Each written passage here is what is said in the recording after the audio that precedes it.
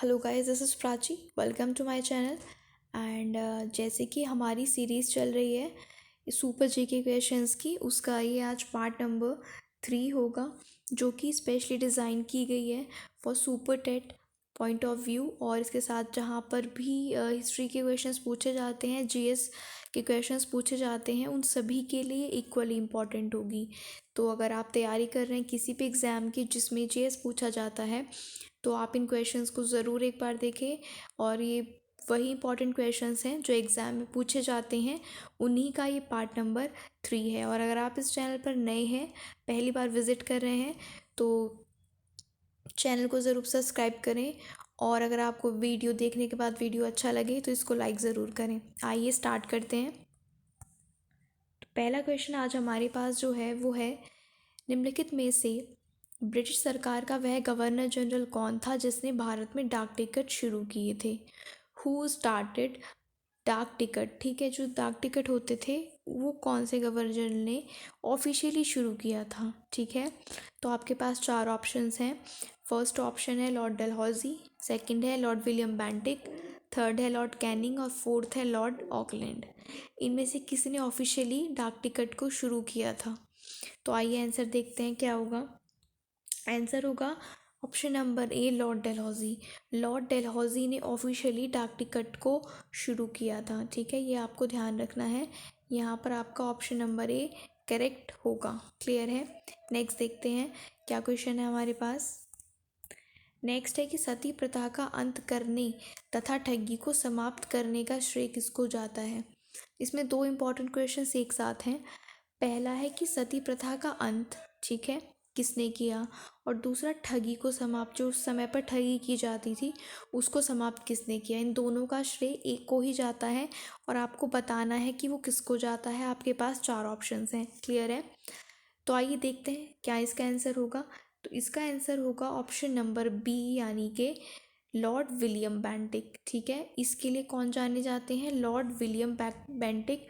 Option number 2 correct होगा, यानी कि सती प्रथा का अंत करने वाले और ठगी का अंत करने वाले कौन थे, लॉर्ड विलियम बेंटिक। क्लियर है। नेक्स्ट क्वेश्चन पर चलते हैं। नेक्स्ट आपसे कहता है, निम्नलिखित में से अवध के स्वायत्त राज्य का संस्थापक कौन था। ठीक है, अवध के स्वायत्त राज्य का संस्थापक किसे माना जाता है वो आपसे पूछा है। आपके पास 4 ऑप्शंस हैं। पहला है शुजाउद्दौला, दूसरा है सादत खां, बुरहानुल मुल्क, और थर्ड है सफदरजंग या फिर शेर खां। किसको अवध का स्वायत्त राज्य का संस्थापक कहा जाता है। 4 ऑप्शंस हैं आपके पास, राइट आंसर आपको बताना है। तो इसका आंसर देख लेते हैं। यहाँ पर option number B correct answer होगा, यानी कि अवध के जो स्वायत्त संस्थापक के रूप में माने जाते हैं वो कौन है, सादत खां बुरहान उल मुल्क। ये आपको ध्यान रखना है, क्वेश्चन पूछा जाता है। ठीक है, तो कौन थे, सादत खां बुरहान उल मुल्क। ठीक है, इनको जाना जाता है। नेक्स्ट क्वेश्चन हमारे पास है, निम्नलिखित में से किसने मीर कासिम और शुजाउद्दौला के साथ मिलकर अंग्रेज़ी ईस्ट इंडिया कंपनी पर, यानी कि ब्रिटिश ईस्ट इंडिया कंपनी पर युद्ध घोषित किया और वे बाद में बक्सर के युद्ध में अंग्रेज़ों से पराजित हुए। बक्सर का जो युद्ध हुआ था, ठीक है, उसकी बात यहाँ पर चल रही है। उसमें जो मीर कासिम और शुजाउद्दौला के साथ मिला हुआ था, उसने अंग्रेज़ी ईस्ट इंडिया कंपनी पर जो था युद्ध घोषित किया था और बाद में वो खुद ही किसमें, बक्सर के युद्ध में पराजित हो गया था। तो वो इनमें से कौन था, जहांदार शाह, फर्रुखशियर, मोहम्मद शाह या फिर शाह आलम द्वितीय। इनमें से वो कौन था। ठीक है, पहले वो किसके साथ मिला हुआ था, मीर कासिम और शुजाउद्दौला के। ठीक है, और बाद में वो किस में पराजित हुआ, बक्सर के युद्ध में। तो आइए इसका आंसर देख लेते हैं। तो इसका आंसर होगा ऑप्शन नंबर डी, यानी कि शाह आलम द्वितीय। ये कौन थे, शाह आलम द्वितीय थे। ठीक है, तो जो शाह आलम द्वितीय थे, ये बक्सर के युद्ध में अंग्रेज़ों से ने इनको पराजित किया था। ठीक है, आइए नेक्स्ट क्वेश्चन देखते हैं। नेक्स्ट हमारे पास है, ईस्ट इंडिया कंपनी और बंगाल के नवाब के बीच जब प्लासी का युद्ध हुआ, प्लासी का युद्ध किसके बीच हुआ था, बंगाल के नवाब के बीच और ईस्ट इंडिया कंपनी के बीच। तो उस समय मुगल सम्राट कौन था, आपसे ये पूछा है और क्वेश्चन पूछा जाता है अक्सर एग्जाम्स में। ठीक है, तो आपको बताना है कि ईस्ट इंडिया कंपनी और बंगाल के नवाब के बीच जब प्लासी का वॉर हुआ, मतलब जब प्लासी का वॉर हुआ उस समय पर मुगल सम्राट कौन था। 4 ऑप्शन आपके पास है, तो आइए देखते हैं इसका आंसर क्या होगा। इसका आंसर होगा ऑप्शन नंबर बी, यानी कि उस समय मुगल सम्राट थे अजीजुद्दीन आलमगीर, जिसे आप नॉर्मली आलमगीर के नाम से जानते हैं। ठीक है, उस समय कौन थे मुगल सम्राट? आलमगीर, ये आपको याद रखना है। नेक्स्ट क्वेश्चन देखते हैं। नेक्स्ट क्वेश्चन है, ईस्ट इंडिया कंपनी के नेतृत्व में रॉबर्ट क्लाइव का उत्तराधिकारी कौन था? एक समय पर जब रॉबर्ट क्लाइव ने अपने उत्तराधिकारी की घोषणा की थी तो वो कौन था ईस्ट इंडिया कंपनी के नेतृत्व में, आपसे पूछा है। 4 ऑप्शन आपके पास है, William Bentinck, Lord Cornwallis, William Hastings या फिर लॉर्ड वेलेस्ली। इनमें से कौन था आपको बताना है रॉबर्ट क्लाइव का उत्तराधिकारी। तो यहाँ पर आंसर देख लेते हैं क्या होगा। हेस्टिंग्स, जो वॉरेन हेस्टिंग्स थे वो कौन थे? रॉबर्ट क्लाइव के उत्तराधिकारी के रूप में जाने जाते हैं। ठीक है, आपको याद रखना है कौन? हेस्टिंग्स। क्लियर है ये क्वेश्चन। नेक्स्ट क्वेश्चन की तरफ बढ़ते हैं। नेक्स्ट क्वेश्चन कहता है कि नवाब सिराजुद्दौला और ईस्ट इंडिया कंपनी के बीच संघर्ष का मुख्य कारण क्या था? नवाब सिराजुद्दौला और ईस्ट इंडिया कंपनी के बीच जब लड़ाई हुई तो उसका रीज़न क्या था, किस कारण से उनमें लड़ाई हुई है? तो आपके पास 4 ऑप्शन हैं, आपको सही ऑप्शन चूज़ करना है कि क्या होगा। ठीक है, आप ऑप्शन एलिमिनेशन भी यूज़ कर सकते हैं आंसर को फाइंड करने के लिए। अगर कोई जो ऑप्शन है वो कनेक्ट नहीं होता है क्वेश्चन से तो वो ऑटोमेटिकली एलिमिनेट हो जाता है। तो इसका आंसर आपको देना है कि नवाब सिराजुद्दौला और ईस्ट इंडिया कंपनी के बीच संघर्ष का क्या कारण था। तो ऑप्शन नंबर बी करेक्ट होगा। अंग्रेज़ों ने व्यापार छूटों का दुरुपयोग किया। जब व्यापार ईस्ट इंडिया कंपनी कर रही थी तो नवाब सिराजुद्दौला ने उनको कुछ छूट दी थी कि आप इस तरह से कर सकते हैं, आपको हम ये छूट दे सकते हैं। लेकिन धीरे धीरे ईस्ट इंडिया कंपनी उस छूट का दुरुपयोग करने लगी, मिसयूज़ करने लगी, तो इस वजह से उनके बीच संघर्ष का ये कारण बना। ठीक है, नेक्स्ट क्वेश्चन देखते हैं। नेक्स्ट कहता है कि प्लासी के युद्ध में केवल कुछ ही सरदारों ने, कुछ लोगों ने सिराजुद्दौला का साथ दिया था। ठीक है, प्लासी के वॉर में सिराजुद्दौला अंग्रेज़ों से लड़े थे, तो इनका साथ किसने दिया था? आपके पास 4 ऑप्शन है, 5 नाम है, इनमें से किसने प्लासी के वॉर में जो है सिराजुद्दौला का साथ दिया था, आपको ये बताना है। मोहनलाल, राय दुर्लभ, राजवल्लभ, मीर मदान या फिर खादिम खां। तो यहाँ पर आपके पास जो ऑप्शन सी है वो करेक्ट होगा। ठीक है, यहाँ पर जो मोहनलाल हैं और मीर मदान, इन्होंने सिराजुद्दौला का साथ दिया था इन प्लासी वॉर। क्लियर है। नेक्स्ट क्वेश्चन देखें अगर हम, नेक्स्ट क्वेश्चन क्या कहता है। बहुत सिंपल क्वेश्चन है कि काल कोठरी की घटना जिसे ब्लैक होल कहा जाता है, जिसमें 146 में से 123 लोग एक छोटी कोठरी में बंद कर दिए जाने के कारण मर गए थे, ये कहाँ पर हुई थी घटना? 146 लोगों को उस कोठरी में बंद किया गया था और उनमें से ये कहा जाता है कि 123 जो थे वो मृत पाए गए थे। तो ये घटना कहाँ पर हुई थी? आपके पास 4 ऑप्शन है, मुर्शिदाबाद, ढाका, मुंगेर या फिर कलकत्ता। कहाँ पर हुई थी ये घटना? तो ये घटना हुई थी ऑप्शन नंबर डी, कलकत्ता में। ठीक है, ब्लैक होल कलकत्ता के नाम से फेमस है ये घटना। तो ये घटना कहाँ पर हुई थी? कलकत्ता में हुई थी। नेक्स्ट क्वेश्चन देखते हैं।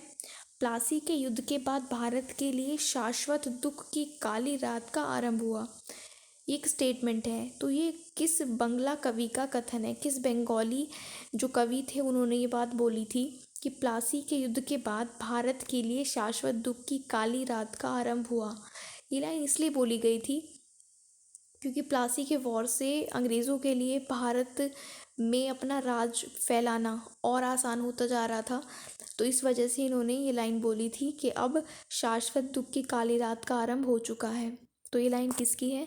तो आपके पास 4 ऑप्शन हैं, देखते हैं इनमें से कौन सा ऑप्शन सही होगा। Option number A is the correct one. यहाँ पर जो नवीन चंद्र सेन है, नवींद्र चंद्र सेन ने ये लाइन बोली थी। अक्सर स्टेटमेंट आपसे एग्जाम में पूछ लिए जाते हैं कि ये किसने बोला था और ये किसने बोला था। इस पॉइंट ऑफ व्यू से ये क्वेश्चन इंपॉर्टेंट है, तो आप ध्यान रखेंगे नवीन चंद्र सेन। क्लियर है। नेक्स्ट देखते हैं, किस इतिहासकार ने 1765 ईस्वी से 1772 ईस्वी तक कंपनी के राज्य को जो कि द्वैत शासन का काल था, उसको डाकुओं के राज्य की संख्या दी कि ये जो था द्वैत शासन का समय, ये एक डाकुओं का राज्य था। ये किसने बोला है? 4 ऑप्शन आपके पास हैं, जदुनाथ सरकार, के.एम. पडिक्कर, ताराचंद या फिर नन ऑफ दीज। बताइए। तो किसने कहा था डाकुओं का राज्य? तो वो थे K M. Padikkar. Option number B correct है। के.एम. पडिक्कर ने इसको डाकुओं का राज्य बोला था। क्लियर है। नेक्स्ट देखते हैं, सुरक्षा प्रकोष्ठ नीति। सुरक्षा प्रकोष्ठ नीति किससे रिलेटेड है? वॉरेन हेस्टिंग्स से, लॉर्ड डलहौजी से, हेनरी लॉरेंस से या फिर लॉर्ड हेस्टिंग्स से। ठीक है, हेस्टिंग्स 2 थे, एक वॉरेन हेस्टिंग्स थे, एक लॉर्ड हेस्टिंग्स थे।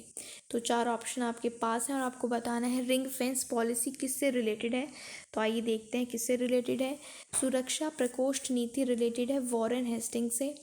कंफ्यूज नहीं होना कि लॉर्ड हेस्टिंग्स है या वॉरेन, तो यहाँ पर आपको रिंग फेंस पॉलिसी ध्यान रखना है कि किससे रिलेटेड है, वॉरेन हेस्टिंग्स से। ठीक है, वॉरेन हेस्टिंग्स से ये रिलेटेड है। ठीक है, नेक्स्ट क्वेश्चन देखते हैं, इलाहाबाद की संधि जो कि 1765 में हुई, उसके बाद रॉबर्ट क्लाइव ने मुर्शिदाबाद का उप दीवान किसे बनाया था?